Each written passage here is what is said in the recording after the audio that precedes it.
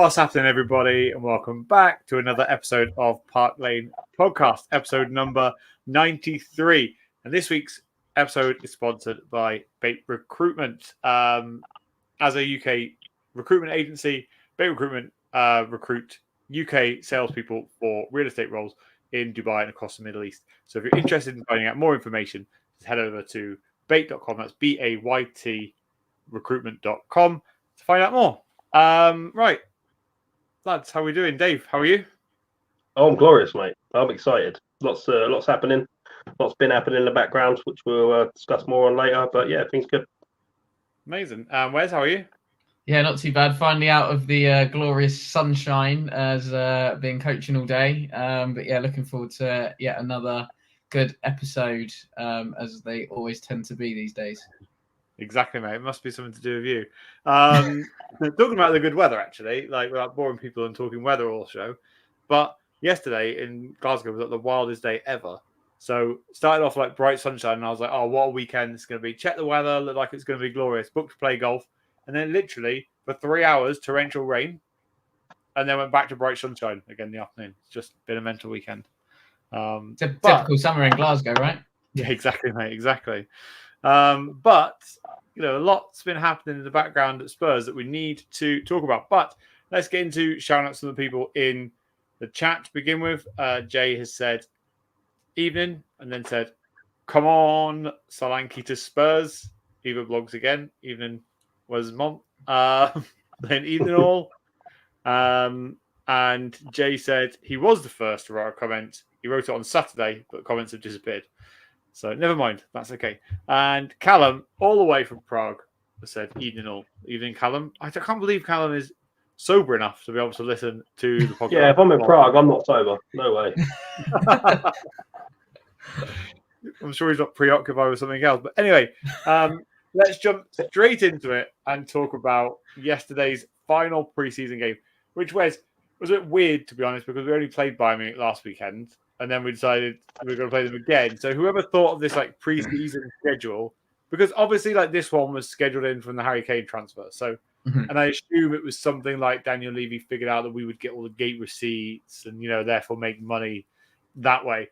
But why on earth we then were scheduled in to play them in Asia last week? I've no idea. But what were your thoughts of Harry Kane coming back to Spurs? Yeah, I mean, it was, I was a bit confused. It's like, why are we playing them twice in like the space of 7 days? And then I think the commentator mentioned our record against them yesterday. And I was there like, why do we keep playing Bayern Munich? Like, our record against them is absolutely atrocious. Like, what's at this terrible. point, surely you just go, nah, you're all right. Like, I don't want to play you. You're too good. But yeah, I think obviously it was nice to kind of see Harry Kane again. I wasn't at the game. I watched it on TV. But yeah, it was just kind of nice to sort of see him and, you know, allow him to get a little bit more of a send off, because obviously he didn't really get one before he left for Munich. So yeah, I think that in itself was quite nice touch of him going around the stadium at the end of the game as well, clapping all the fans as well, which I know he used to do anyway at Spurs. But yeah, again, I just thought that was a nice touch and just showed his class as a human being, I think. Yeah, definitely. And I know, you know, I'll come to you for this, Dave, but I know that, you know, you'll disagree for some reason on some of these things, right? But even these videos that we're seeing of him like not wanting to lift, you know, what people are going to say is a pre-season trophy, you know, out of respect for Spurs fans and everything else. I think he's class, and I think that, you know, he's a nice guy, and, you know, it's nice to see him again. But, you know, glad that he's gone again. It's not that I disagree. I just don't really care enough. Oh, okay. I just don't care. Like, it's done. He left a year ago. Like, you'll lift a pre-season trophy, mate. You go on. You couldn't lift one at your club last year that you left for. So, you know, to win trophies, you know. So, I don't really care. I'm past caring about Harry Kane. I mean, it was shit seeing him playing red at the Tottenham Hotspur Stadium. I didn't really like that very much. But after him clapping the fans and that lot, he decided to move on. We didn't force him out the club. He chose to leave when he left. So, you know, he didn't get his reception or his goodbye because he chose the way he went. Simple as that. So, do I care that he came back and got a goodbye? Not really. Couldn't really care less, to be honest. He's history. Well, fair enough. Yeah, fair enough, mate. I kind of get what you're saying, right? So it's a little bit like an ex-partner, right? Once they're gone, you just forget. Yeah, it's like them coming round to view the garden one last time. Who cares? You know what I mean? It's like come round. Oh, the grass is still growing. Yeah, now fuck off. Like simple. Like, on the way out. Exactly. Yeah. You know, I'm not going to lift up the paddling pool on my way out. No, thanks very much. Off you go. You know, it's ancient history. He chose to leave the way he left. He pushed his way out. He got the worst move possible, in my opinion, because Germany's a farmers' league anyway. He went to a club that guarantees him a trophy. He didn't win one, and he comes back to Tottenham, and you know we're supposed to be all like, "Oh yeah, welcome back, Harry. We love you so much." No, mate, you chose to force your way out to a donkey league and go and play in your donkey league. Simple. All right, here's a quick question for you both then. Like, if next season he was offered the opportunity to come back to Spurs, would you want Spurs to take that opportunity, Wes? Absolutely. And I'm not even saying that just because of the lack of world-class or even just the lack of centre forwards, I think, that are available. But I just think if a player of that calibre and of that quality becomes available as a football club, you have to, in my eyes and in my opinion, you have to take that opportunity. Should it, come to fruition and should it arise? So, yeah, I think half the fan base in the in and around the Euros were saying to, Levy, just activate the clause and get him back. Because he was getting a little bit of stick for his performances in the Euros. It's like just bring him home, come back where he's loved, etc., etc. So yeah, I think I would have Harry Kane back, to be honest, because as Dave said, it was a bit painful seeing him in red, which Bayern would have worn their away kit. To be fair, that would have made it a little bit sweeter, I guess. Maybe he should have put that in the bottom of the contract, shouldn't he? Really? I'm surprised he didn't, to be honest. He probably got paid more for playing red. Let's be honest. Yeah. There is that. Dave, would you have him back, or are you just over him completely now? I think a year, right now, yes. A year's a long time though. Like it's quite obvious that he's slowing down. You know, that's evident. You know, a year is a long time. You know, in football terms. In a year's time, yeah, he could come back. We could be on a, let's say for example, Ange's football and Ange's philosophy start to come to the fore, and we start playing good football. Does Harry Kane suit Ange's style? Is he going to press from the front consistently? Is he going to, chase down the goalkeeper, chase down the last man? You can't doubt his quality. You can't doubt his finishing abilities. Great striker we've ever had. It's in my opinion. So I just think that right now, yeah, he scored 43 goals last year for Bayern. Showed how good he is. Yeah, he's playing in that league, which is a donkey league, but he's still Harry Kane. But you kind of have to assess it based on this season. How's he gonna? If he goes in with company, he plays a similar style to Ange. That front forward progressive football, wanting to always play forward. If he has a blinding season there, yeah, sure. But I think it might not work for him that great. Right. Okay. No. Anyway, look, I was trying to, just test the waters based on your last comments, really. But no, that's fair enough. And I agree. Like, look, if Dominic Solanke comes in and ends up being an absolute world beater for us, then why would we need Harry Kane to come back? I suppose. Any bench warmer. He can sit there in his red kit and warm the bench.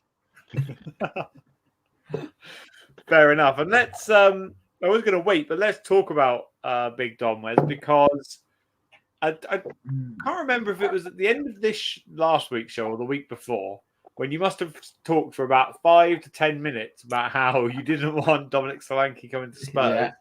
And then all of a sudden, Daniel Levy was like, do you know what? We'll smash our entire transfer record and sign a player who couldn't make it at Chelsea or Liverpool, and has done well at, Bournemouth. And look, before anyone gets on my back, I'm not slagging him off before he started, but do you still have the same feelings now, Wes, as you did a couple of weeks ago?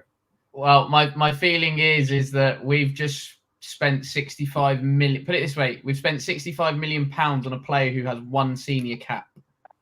Like, just deep that for a minute. Like, one senior cap, and you want to go that much. Obviously, it's a lot of money. I know it's not Solanke's fault by any stretch. He's got this release clause, and we've decided to trigger it or stagger a deal. So, it kind of obviously works in Levy's favour. But look, it's one of them where the striker market, I think I said this last week, it's not great, but I don't think the market in general is great at the moment anyway. So it might take a little bit of time for me to warm to the signing, but it's not one where I instantly go, yes, he's going to be the one that's going to progress this football club and get us into the Champions League, which is our next step and our natural progression, because we've now qualified for the Europa League. You want to see progress. The next step for us then is pushing on for the top four and in the Champions League. Do I see Solanke as that guy that's going to get us there? Probably not. He might have all the attributes and the stats and the data to back it all up, and etc. But yeah, I don't. It's not one that I look at and can get really, really excited about, because he's coming off the back of a really good season at Bournemouth. Yes, but what other good seasons has he had? Like, anybody can have a freakish good season. I mean, we've seen that across the years, not only player-wise in the Premier League. Like, you look at Michu, one season wonder, Amir Zaki at Wigan, one season wonder. Do you know what I mean? They've then very, very slowly and I say very slowly, but they've disappeared quite quickly, those guys. And, very, very slowly, you don't really hear of them anymore. So there's that real consistency element for me with Solanke that is questionable. But yeah, like I say, it's not one that I'm absolutely thrilled and buzzed that we've got in the door, I have to say. Yeah, definitely. And I probably will echo a lot of that in the sense of, like, I am very underwhelmed, but that doesn't mean that, I'm not going to, cheer him on. I'm not going to hope that he does succeed. This is how low the bar is, in my opinion. He has to do better than Richarlison. And, he's already doing something good. The only things I was trying to look at actually over this week was, like, I wanted to see, and, like, just based on, like, stats alone in terms of, like, height, things like that, how close to a type of player he would be to Harry Kane, for example, because that's when we saw Spurs at their best, with the wide players who were fast, Kane being able to, pick the ball up, hold the ball off, be able to lay those players in that run in behind.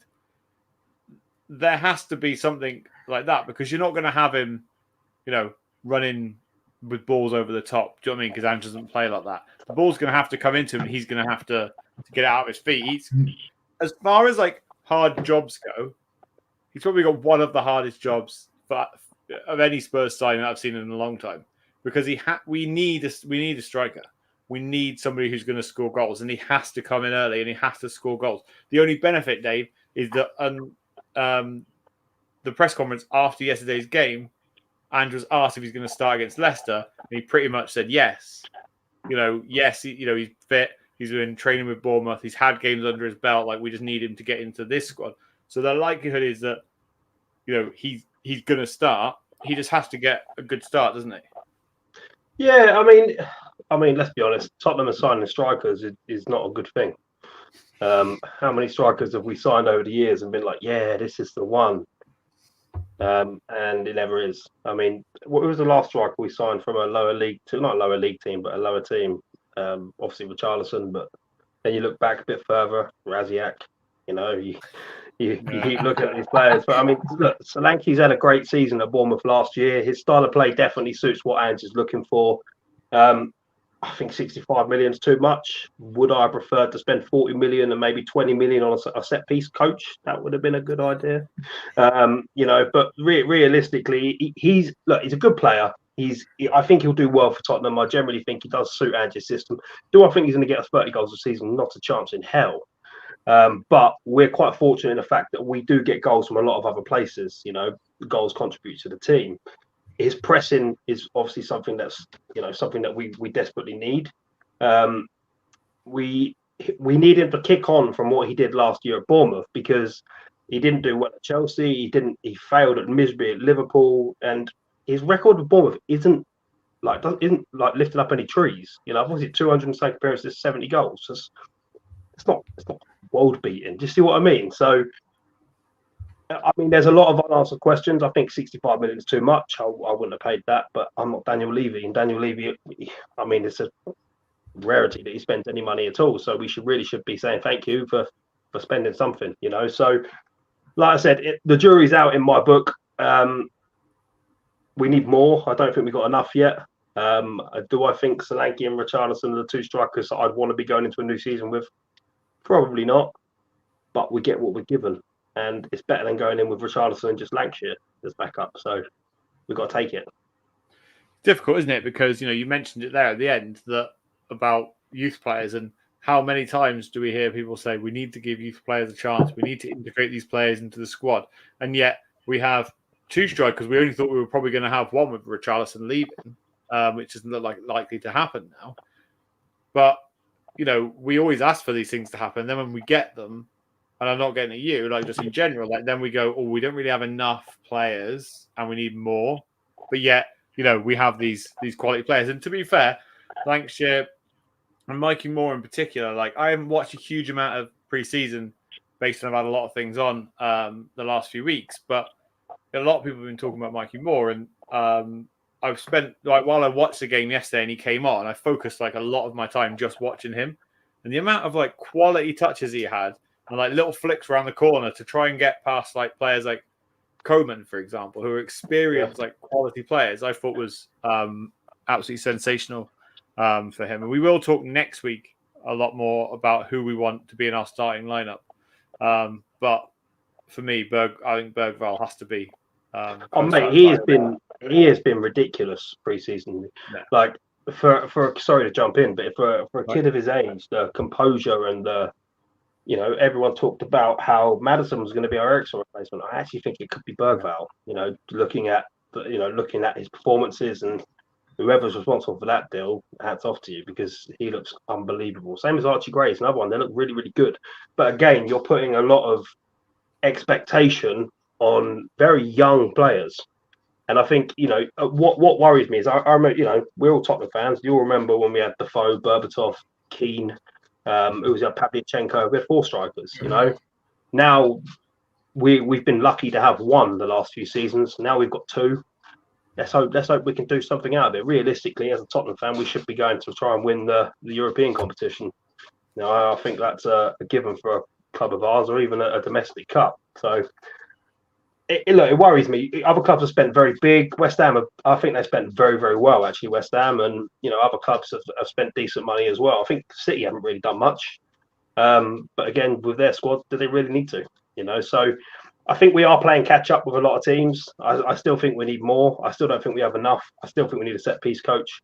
And, if you want to divulge onto Ange's tactics, it still worries me, watching us play, how easy we concede goals, how sloppy we are at conceding goals. That's a worry for me moving forward. But it is difficult, right? Because if we look at, and whether I'll get your take kind of on Ange's tactics as well before we talk more about Solanke. But for me, this pre-season, I'm really not, in a sense, taking too much into my mind, because look, yesterday we had Jed Spence start the game playing inverted left wing back, right? Or fullback, or however you want to call it. He was done time after time after time, right? But then it's Jed Spence, a guy who's barely played a game for Spurs, playing on the opposite wing to where he normally would. We've had Donnelly playing inverted left back. Our full back four hasn't really played any minutes this season, which does worry me as well in that sense. But I also think that we can't look too closely at tactics. But I also agree to some extent, Dave, without contradicting myself too much, that there are phases of it.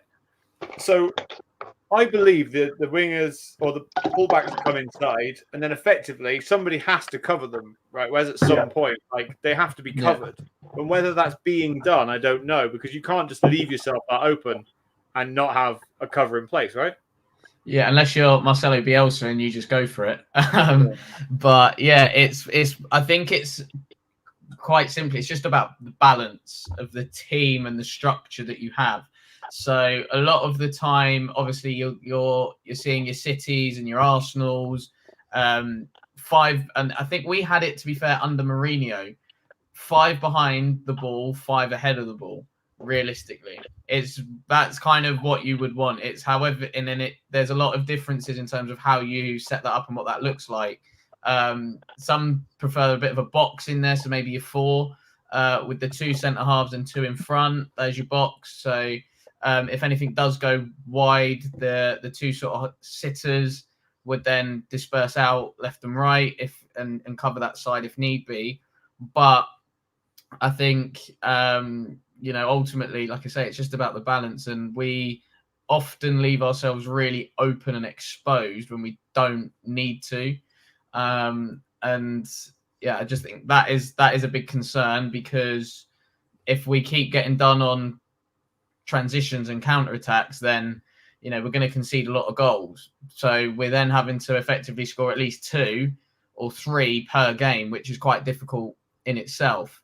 Don't mind that the fullbacks want to be in the pockets and occupy the different spaces when we have the ball, but then there has to be some discipline from the centre-backs, from, say, a Basuma or whoever's going to play in that 6 role, just to cover, and we might just need to just make some tweaks and be like, right, well, only one fullback's going to operate really high. The other one's going to tuck in a little bit. And I think that's why you're seeing the way that City and Arsenal in particular recruit now.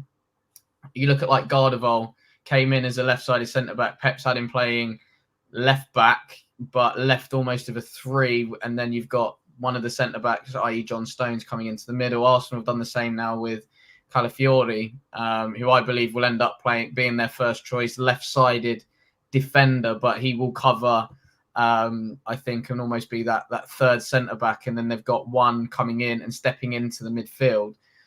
So, you'll see a lot of the time now in possession, the top teams will be like a 3-2-5, and the 5 will be across the real top end of the pitch. So, yeah, I think there's just some tweaks tactically that I think we still need to make, but I don't know if we are there yet to make it in terms of the makeup of the team and the squad that we've got. I think we're still working that out. Yeah. So, quick question, right? If you were deciding to create, and sorry for those people that don't like tactics, but this style of tactic, would you have, at the point in which you lose possession, the centre-back split at a midfielder drop back in to cover it? Do you know what I mean? And then have a 3 that way? Like, if you were going to do that, how would you do it? Yeah, I think it's difficult for us because I think, like I say, we had it almost under Mourinho where Davis would, and I think that's why Ben Davis was so critical for Mourinho, was that Davis would cover and be that left-sided player. I don't think he can really do that now. So, yeah, it might have to be. And I think we saw it a lot of the time, especially with Pep's Barca team, where it would be the centre-backs that split. The 6 would drop in and make the 3, and then they'd kind of look to play from there. That's obviously one option. And then you might need to just drop Sarr and a other, because I think Sarr's pretty much got that one of those midfield slots and sort of made it his own. So you would look at maybe then somebody like a Bergvall, who would then be better suited to that, because I think he's a bit more of a box-to-box type midfielder. Good, lovely creativity in there as well. And I think, if you look back to Pep's Barca, you had the Busquets that would drop in, and then you would have Xavi and Iniesta. They were 2 8s as opposed to 2 10s, like Pep's pretty much got at City with De Bruyne, Foden, and stuff like that. And then like what Arsenal have got a little bit with, Rice and Odegaard is a bit more of he's a different profile of an 8 compared to Rice, but yeah, still a number 8. Okay. No, it's good to know. I like to pick your brain when I can about these things. Let's David, talk about some outgoings. I'm sure you'll be pleased to see Emerson Royal going out of Spurs. To tell you what, how has he done this to AC Milan, €15 million fee? What are your thoughts? I think his agent has played a blinder. I think his agent has literally played a blinder to get him a move to Tottenham. And his agent played another blinder to get him a move to AC Milan. Do I think he'll be a success? No. Do I think he'll end up leaving in a year or 2? More than likely, although the Italian league might suit him because it's a bit slower. But But yeah, I think outgoings have been pretty good. You know, my favourite was Højbjerg. We all know that. You know, I'm so glad he's gone. Who else have gone? Højbjerg, Chicken Royale. Anyone else? I can't think off the top of my head. I think Veliz is left on loan. Yeah, I mean, he's going to be another Brian Hill Veliz. Let's be honest. You know, I don't. Brian Hill's left on loan, Dave, as well. By the way. Brian Hill's gone. Yeah, Brian Hill's gone. I mean, we spoke about that before, but look, we hear the same story every season. I'm not getting into a Levy rant. I made that clear when I did my Facebook post. It was a one-off. You know, that my time was to move on from that, which I am. I've accepted how we are, but we have a bloated squad. There's no doubt about that. We have a bloated squad that needed to be changed, and it is getting there slowly. I still think there's a lot of work to do. I don't understand why we can't defend set pieces, even in pre-season, but you know, we'll see. Why we've gone halved. This could go well, or it could go badly wrong. But welcome, Callum, to the show, live from Prague. Callum, how are you? You're right, boys. You're right. Yeah. How are you, mate? Feeling it after last night. Literally, I've been awake for going on 24 hours right now. I'm solid. I think I rolled in about 5 or 6 this morning, something like that. I am absolutely dead.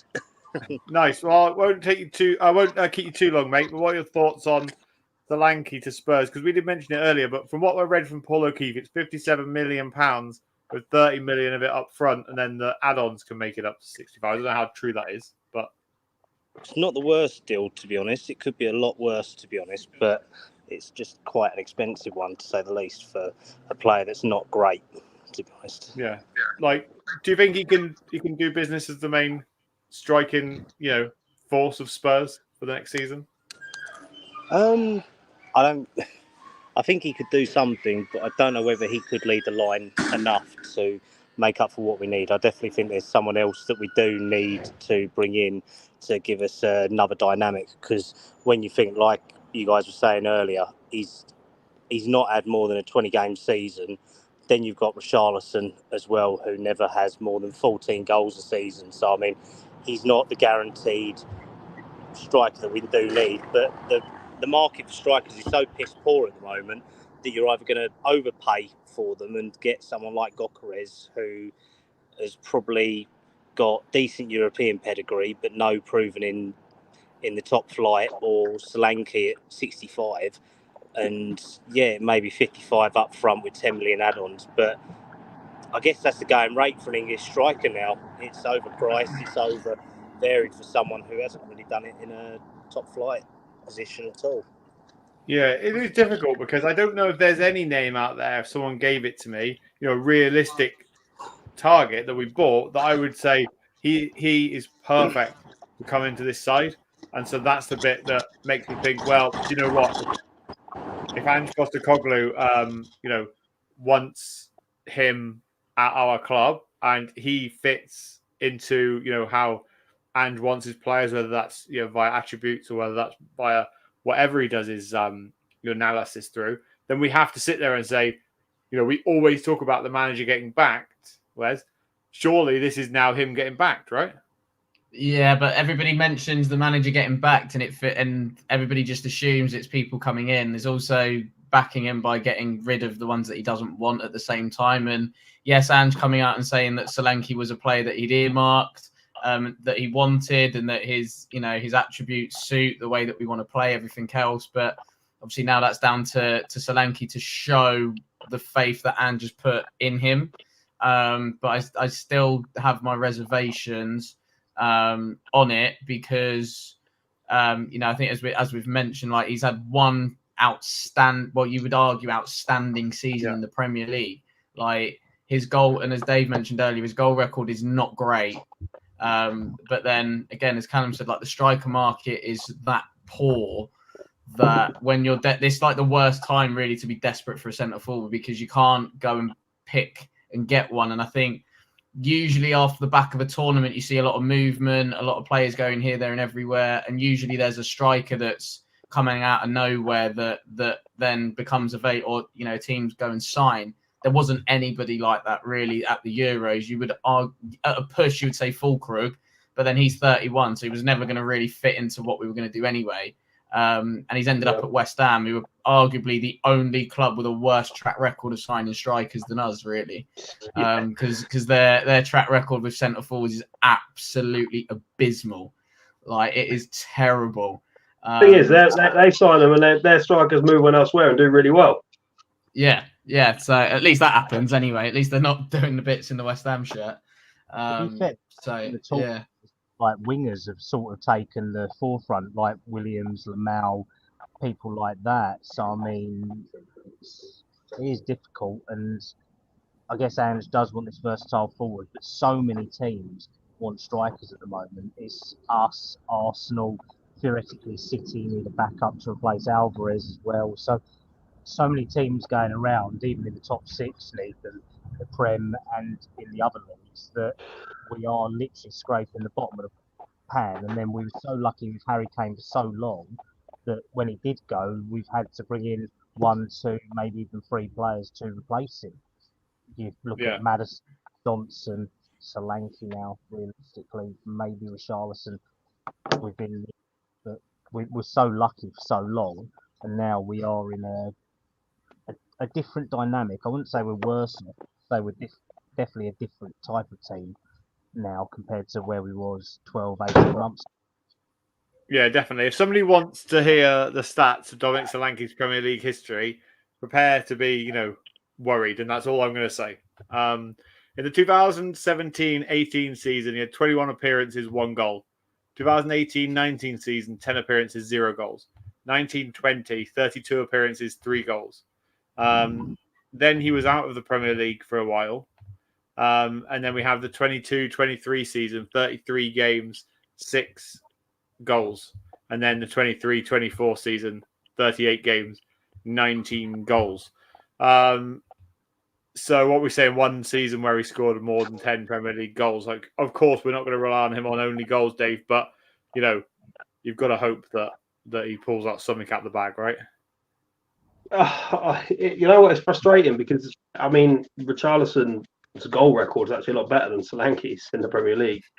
And we spent, what do we spend? 50 on Richarlison, 65 on Solanke. That's 115 million pounds on 2 strikers, which average less than 15 goals a season.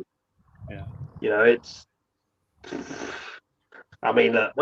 one of those. But at least one good thing with Solanke is we haven't gone abroad. We haven't signed somebody that isn't Premier League proven. We've signed somebody that played in the English league, understands the English league, and hoping that he can carry on the form from last season and break that 20 mark. Because I think once he breaks that 20 mark, he could be a player that hits 20 regularly. In an ideal world, we sell Richarlison to Saudi and we go get Tony as well. That's a dream for me. Having them 2 up front, and I think you're in a much better place than we would be with Richarlison. So, all we can do is hope that he improves on that, because for 65 million, we all know what happened with our last record signing. He gave us a headache. He had more McDonald's than most of us. So I don't know, mate. I can't say anything because I sit here and moan when Levy doesn't spend. Yeah. And now he spent money. I can't sit here and moan that he spent money. So, look, I'm indifferent. He must have heard your video, because that did go a little bit viral over socials. So I must have heard your video. Yeah, well, it's not the first I've said it. It's not the first time I've said it, and it probably won't be the last. So, but we'll see what happens. But I can't help but be a little bit excited, because I do think he suits Ange's style, and that's the only saving grace. I generally think the way he plays will suit the way we want to play, that pressing from the front, because that's what he does very well. So, but we'll see. A quick one. Do you guys think that based on the amount of chances that we create, that will literally put him on a plate for Solanke? Actually having an out-and-out striker to be able to do that, if he can convert them, then surely it's going to work in our benefit. You would hope so, definitely, because if you look at like Bournemouth, they're not going to create as much chances as we're going to create. Even yesterday, I saw a couple of times by Son and Werner and other players like that, balls, even for the first goal that Kulusevski scores, like Johnson plays the ball into Kulusevski's feet and he doesn't have the ability, the composure that early on to control the ball. Luckily, it falls to him and he sticks it in the back of the net.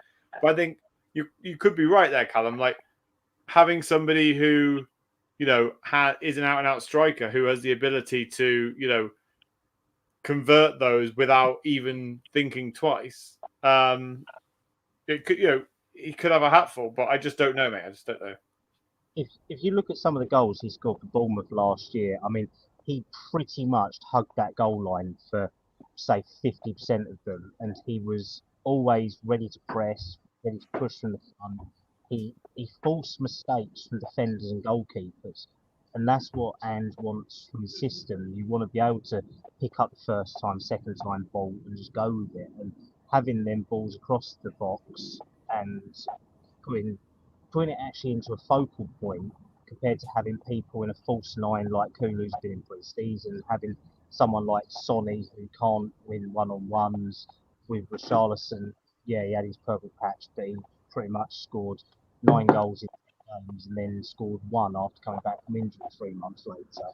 When you've got someone like Solanke who, within reason, he's not going to set the world alight like Harry Kane, I don't think. But you've got someone who can play from the front, can link up, play well, and actually take the defence on instead of playing backwards. It's that positive forward thinking that I think Ange wanted. And when you listen to his press conference, it was like Solanke was the one that he wanted. And it's just taken so bloody long to get him because Levy was trying to do bargain bucket central as usual, where he's trying to decide what he wants to put money up for, what he don't want to do, trying to do the Neto deal as well at the same point and give Oliver skip.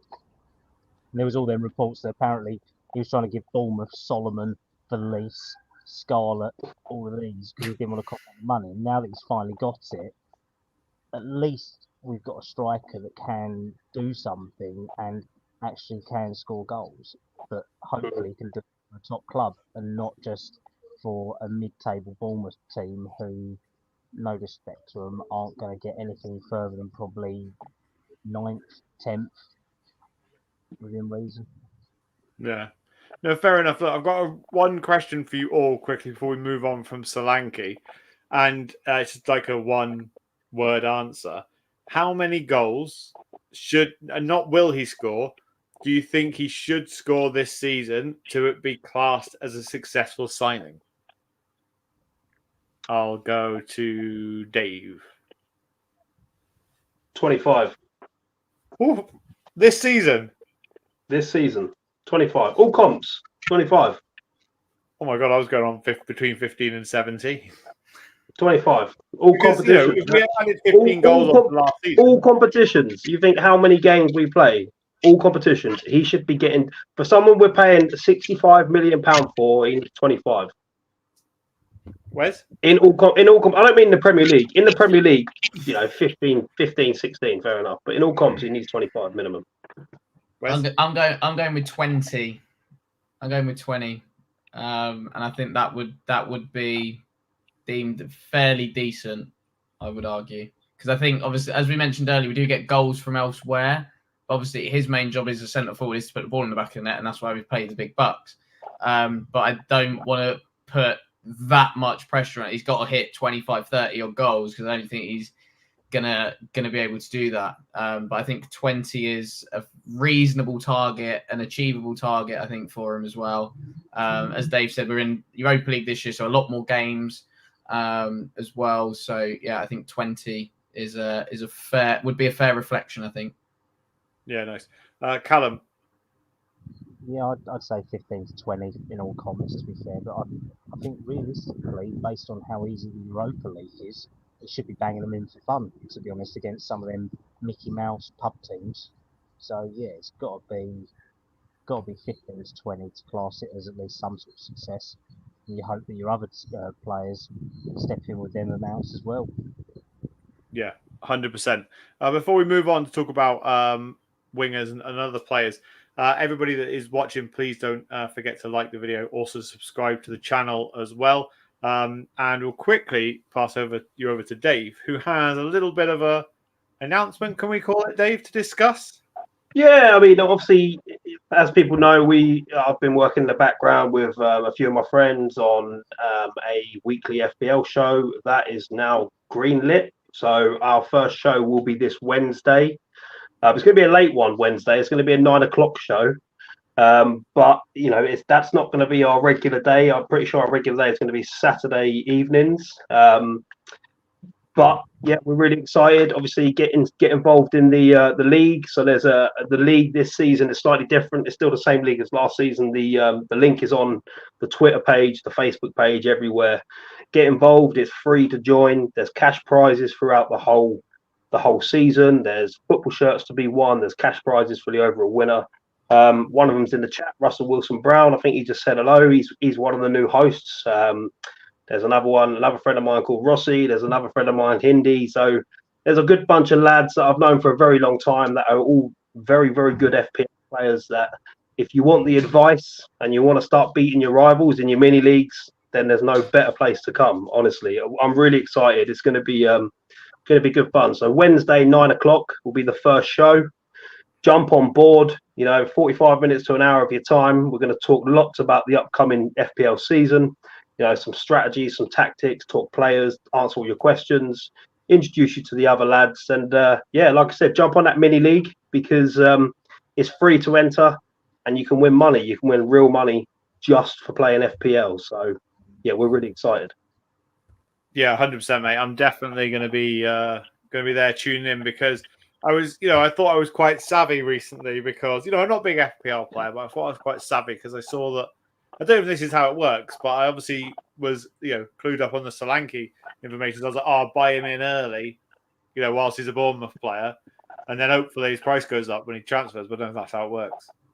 No, it'll, some people bought him in early so they can have 4 Tottenham players, but that don't work that way either because they soon change that and tell you you've got too many players and to change it. So, okay. Look, I'll be honest with you, Russell and Hindi who are joining the league, they're very, very good. They're normally first and second for most seasons in most leagues that I'm in, and I'm sitting like third, fourth. So they're the people to listen to. They're a good bunch of lads. It'll be a good laugh. We have known each other for a very, very long time, so the banter is very, very strong. So yeah, it's fun. We're going to make it as fun as possible, as exciting as possible. A lot of giveaways, a lot of prizes, a lot of FPL knowledge. So yeah, make sure you jump on the league. There's the code there, as Luke kindly put up. Jump in the league. One condition: you have to be subscribed to the YouTube. If you are not subscribed to the YouTube and can't prove that, your prize will move on to the next person down. So make sure that if you join the league, you are subscribed to our YouTube channel. You do like us across all socials because not only this show, but the FPL show, the FIFA streams, we all put in a lot of hard work into this channel and we can't do it without your support. So look, come along for the ride with us. Amazing. Exactly, mate. That's it. So the code, if you are listening on any other podcast platform, to join our FPL league is PIQU7I. It's as you said on all the socials. So do tune in Wednesday night to the new FPL show, which I'm actually absolutely buzzing to watch. To be honest, mate. And the most exciting part for me is I don't have to do anything. So I'm buzzing just tune in and see what you lot are up to. Yeah, it's good fun. Like I said, we've been friends for 20 odd years, so it'll be a good laugh. Amazing. Callum, it looks like you're taking us around a tour of Prague at the moment, but do you have any thoughts on Neto to Chelsea? I think, is it Mendes who's his agent? I think Yeah. he has done his usual bit. He's tried to sell him to the highest bidder, to be honest, and he does it with every club. He's done it with us before. He's done it with Man United. He's done it with Chelsea. He's just literally a super agent who's very good at his job, and it just shows how flawed the system is. When Chelsea have gone and made their temp signing, they have the equivalent of, I think, about 350 players on their books just in the first team at the moment as well. They won't breach FFP, they won't breach PSR, they'll be able to keep buying stuff out. The Premier League will investigate them and then just get paid off as usual. So it's one of them where it's a deal that I thought could have been good for us if he was stage injury free, but he does have literally glass hamstrings, he has glass legs, he's literally just purely made from nothing, to be honest. So, and for that fee, that's a it's a big ask to get Levy to cough up 120 million on 2 players, to be honest, within a couple of days. So I think with him going, yeah, it's one off the list. Everyone wanted either him or Eze, and he's gone to Chelsea. Simple as that. He may do good, but they've got about 90 wingers ahead of him. So I don't know how he's going to get in their squad, to be honest, because I don't realistically think he's much better than a lot of people they do have, to be honest. I think there are better players in that Chelsea squad, and for him to go there, it's probably down to a payday. To be honest, when you look at it, he's probably on 200, 250 grand a week. We weren't going to pay that sort of money to him because that would make him higher value than Son, which is just unrealistic. And I just think it would have been an unrealistic transfer for us to do in the end when you look at finances, when you look at his injury record. And yeah, he has proven Premier League pedigree, but I think that he may have done something for us, but we've got enough injury-prone players. We don't need another one. We just got rid of half of them in free transfers and fees back. So to do that would be unrealistic, I think. No, fair enough, mate. I don't disagree. To be honest, I think that injury record is worrying for the fee involved. But let's Shoestring hamstrings. Yeah, exactly. Holly said that hamstrings won't last very long. Holly, if Holly plays, does Holly play FPL? She does. Get her in the league. Yeah, she'll join. She said, "Oh, I'll join." Perfect. Well, I want to go around the table. Actually, last question for each person. It's the same question going all the way around, and it's Spurs were looking to sign a striker and a winger. So going around, who is your choice of winger who you think Spurs should go out and buy? Now, but I'll go first because it's only fair. And you know, I'm only going to mention this because I mentioned it in our group chat the other day, and I think we could do a lot worse without signing someone like this. But I think Mbeumo from Brentford would be a very good signing to play on the wing for Spurs. Callum decided to tell me that he was too injury prone, and then I told him that he'd only ever had one injury in his career, and the other one was COVID. So that's just my thought on that. I think that, you know, looking at other clubs, how excited they were about signing a player of his caliber, I think he's still young enough to fit in with that ethos at Spurs, even though he looks about 40. You know, I just think he could be a good signing, and he could be a sign that we could actually get over the line with Brentford not looking like they're going to sell Ivan Toney at this moment in time. But Callum, who would you choose for your winger? I still like Lewis Openda from, I think, is it Leipzig? Leipzig, yeah. Frontline forward. I think realistically the fee's going to be like for Neto again, but probably one of the best young wingers out there at the moment, and actually has done well for Leipzig. Maybe not so much internationally, but yeah, I'd go with Openda if I could. Yeah. Okay, nice. Dave, who'd you go for? So I'd take Eze first choice all day long. I think he can play on the wing, and he also can play in that attacking midfield role. I think he's proven. I think he's the perfect one. But if not going to get him, then I'd take Bakayoko all day long for me. So, but Eze first choice, 100% is the one I want. He's the one I wanted from the beginning, and he's still the one I want now. So, but if we don't get Eze, then Bakayoko for me. Do you think it's realistic that we could sign Eze? And just a simple question. You probed me about money again, didn't you? Yes, it's more than realistic we can sign Eze. We have a stadium that we are putting on concert after concert, after boxing event after boxing event. We built a go-kart track under the fucking stadium. We make fortunes with that stadium. Desiree Doué won't happen. He'll go to Bayern. But, you know, we have more than enough money to go and pay 55 million, which is his release clause, or I think it is around that, to go and sign him. You know, let's say, for example, we got 100 million for Harry Kane. What, we paid 30 million for Solanke up front, did you say? 35 million or something like that? Okay, that's great. Yeah. Go and agree the same sort of deal with Palace, and you still not spent the Harry Kane money because you only spent half of it. Yeah, it is interesting. It is interesting indeed. Wes, who are you going for? I was having a right old think here because I'm now trying to think of wingers that potentially could be, and then mine's kind of going into overdrive. I'm going to go really wild here.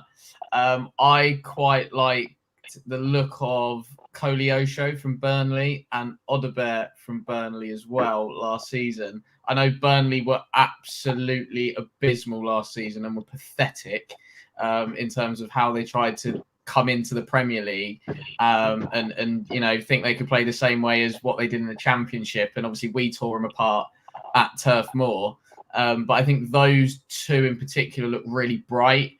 They're really young as well. So if we were to get them in, they've still got, high ceilings. If we were to then resell, we've got that value proposition there as well. I don't want to be resell. If that was to happen, Dave, I'm thinking of one of these real super elites knocking on the door. But yeah, those two, and I think Koleosho actually tore Porro a bit of a new one as well at Turf Moor when I was at the game last year. And I thought, he looks really bright. Obviously, coming back from an ACL injury is never going to be,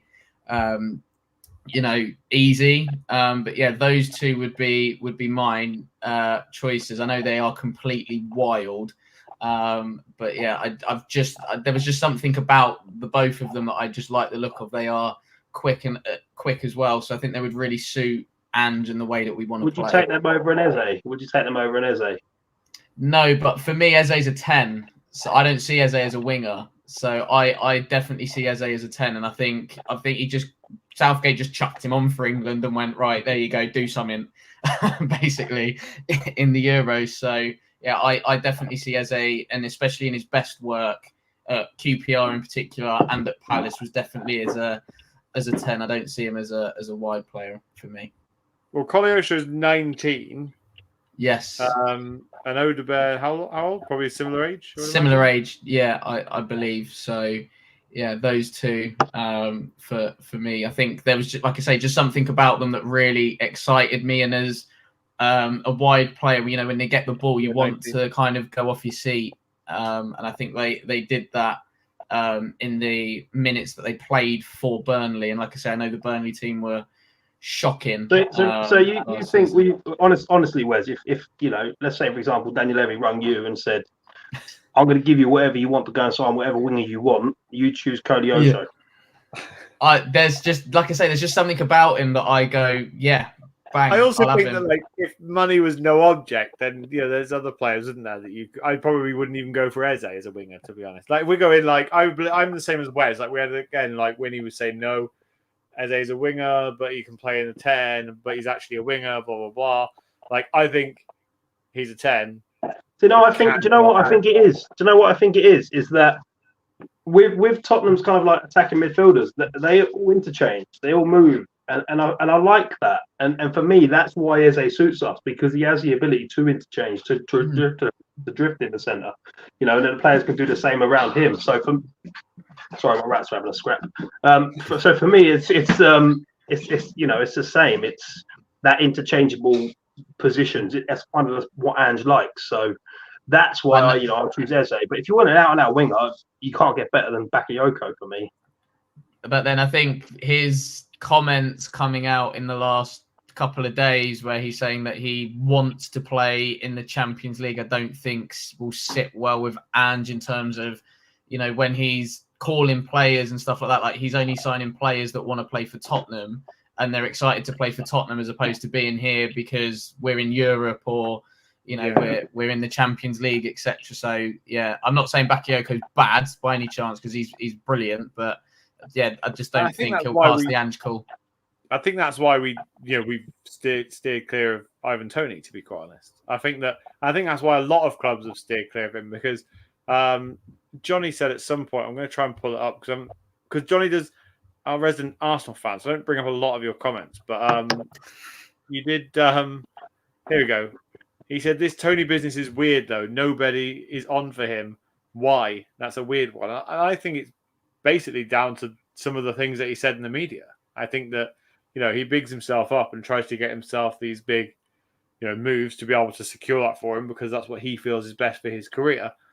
But at the time, he's he still probably had about 5 months left, 6 months left on his, the season with Brentford, and he was still in contract with them, and it was already like he was saying, "Well, I'm going regardless. Who's coming to get me?" Rather than like, no, most players say, "No, I'll play for my club. If an opportunity comes, I'll take it at that moment. But right now, I'm focusing fully on my club." And I personally think, I don't know about you boys, come to you, Wes, like, if you think that's why Spurs have stayed clear from Tony.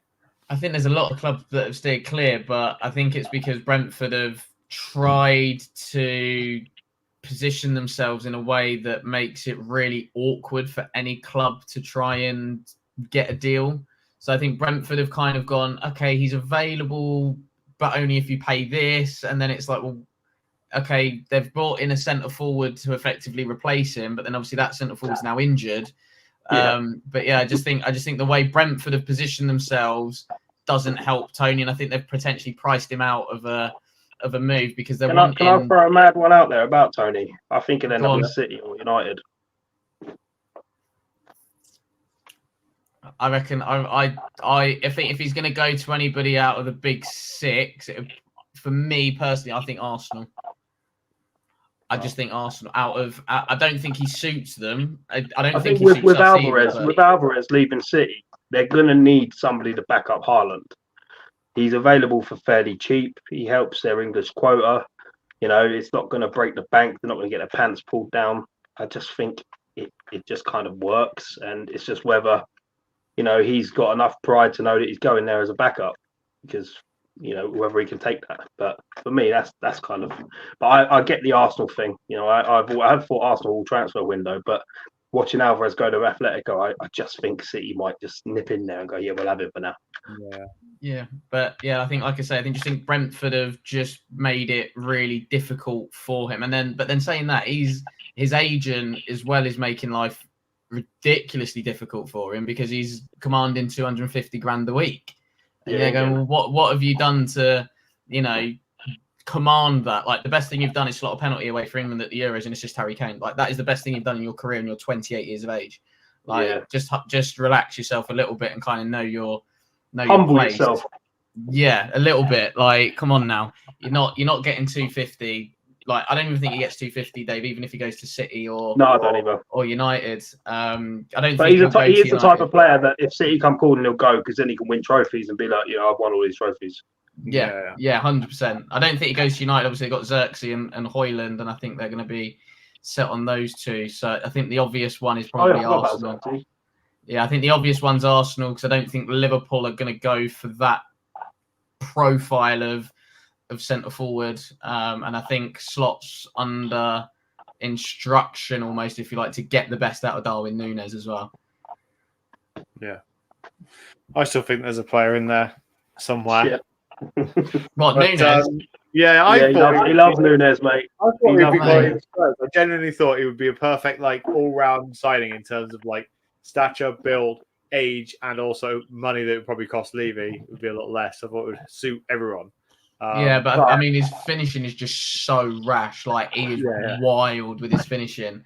And I don't think Liverpool as a football club can, fob off a £75 million player, 80 odd million. Yeah. They can't afford to do it. There's probably only two clubs potentially three that could do it. And that is Chelsea, City, United to a certain degree that can afford to be getting fobbing off. We can. We'll just put another Taylor Swift concert to offset it, won't we? Are you in the front row for that one, Dave? Exactly. Sharing out friendship bracelets with everyone. But anyway, that kind of wraps us up for today's show. And while there's quite a few of you still watching, don't forget to join our FPL league. The code is here. There will be prizes for people who win certain weeks, and everything's on Twitter. So please go in and check out our latest Twitter post or my lovely TikTok that I did earlier. But more importantly, to do so and to win any of the prizes, you do need to be subscribed to the channel. So whilst you're here, there's 20 of you already here. So go and click the subscribe button now. Subscribe to the show and stay subscribed throughout the season. Because not only are we going to be offering prizes, football shirts, and other things like that during the FPL season. But also, when we hit 1,000 subscribers on YouTube, there is another prize which I'll be sorting out once we get closer to it. And there'll be a prize draw for the winner of that. And again, you have to be subscribed to the channel. So you could end up with a prize for us hitting 1,000 subscribers, plus FPL prizes just for doing absolutely nothing and clicking that subscribe button. So please go over and do that on YouTube. And once we get to that level, I'll be announcing what the prize is. But anyway, thank you to everyone that's tuned in. Wesley, thank you again. It's getting closer to the season start, and I'm afraid that we're going to start losing you soon. We won't be losing you next week because Spurs are playing on Monday night. So how can everybody find you? I am. Obviously, I do have a season ticket at Spurs, so we have a lot of Sunday games coming up this year, obviously, with our Europa League commitments. But I will do my best to get on as much and as often as I can. But people can find me on Twitter at Wezo10, the unofficial Moussa Dembele fan account, as everybody knows by now. Usually tweeting things about the best Belgians playing the Premier League. And if you disagree, argue with your nan on that one. Instagram's at Wezo32. As I said, I've got a season ticket at Spurs for the upcoming season, so I will be in attendance at most home games as and when I can. And then, as we sponsored it last week, at Kofa MK across the socials for all my football coaching stuff, and then planning to do some football content across the year and across the season as well. So WM32 Football on YouTube and TikTok as well. So that is a wrap for me. Boom. Sometimes you go short, sometimes you go long, but it's always just as good. Dave, thanks again for coming on. You will be on Wednesday night as you start your Fat Pod Lads FPL show. How can everybody keep in touch with you? Wednesday 9 p.m. Fat Pod Lads FPL Extra Time.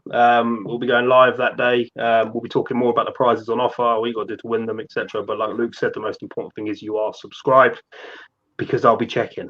You can find me on Twitter at Park Lane Pod Dave.